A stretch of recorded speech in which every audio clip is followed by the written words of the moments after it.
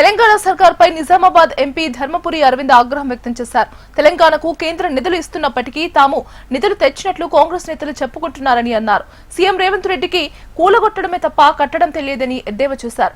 మూసీ ప్రక్షాళన అంటూ మాయమాటలు చెబుతూ ప్రజలను తప్పుదోవ పట్టిస్తున్నారని విమర్శించారు.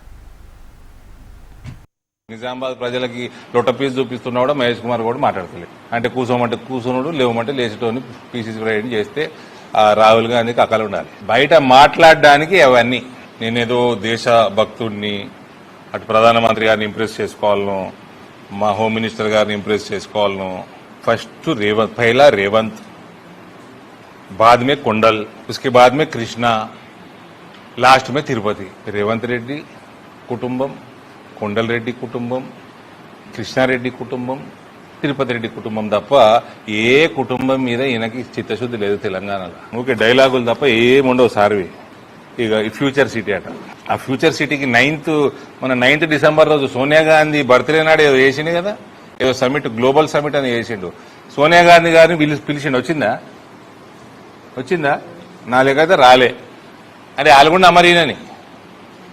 ఆ కేసీఆర్ కరీంనగర్ని డాలస్ చేస్తా, వరంగల్ని వాషింగ్టన్ చేస్తా, హైదరాబాద్ని మన న్యూయార్క్ చేస్తా, పాత బస్తీని ఇస్తాన్బుల్ చేస్తా అంటే ప్రజలందరూ కూర్చొని ఆయనని ఫార్మ్ హౌస్లో కూర్చోబెట్టారు అందరు కలిసి. ఇక ఈయన టోక్యోలు, న్యూయార్క్లు, అన్ని లండన్లు అన్ని కలిపేట అన్ని తీసుకొచ్చి ఒకటే ఫ్యూచర్ సిటీ చేస్తారట. ఉన్న పట్టణాలనే అప్గ్రేడ్ చేస్తా అంటే కేసీఆర్ని నమ్మలే. లేని పట్టణం క్రియేట్ చేస్తారట, ఫ్యూచర్ సిటీ అట.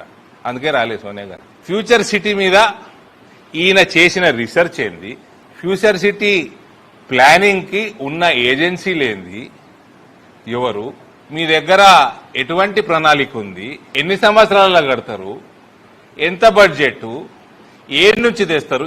ఈ ముఖ్యమంత్రి మీద పేరుకే ముఖ్యమంత్రి, గింతే కుర్చీ లేవేలే, కూర్చుంటే కుర్చీలో గాయపడతాడు ఈయన. ఏం భయపడకూడదు, అన్ని అడగండి, టెక్నికాలిటీస్ అడగండి జర్నలిస్టులు మాట్లాడేటప్పుడు. నోటికి వచ్చింది మాటలు పతలా.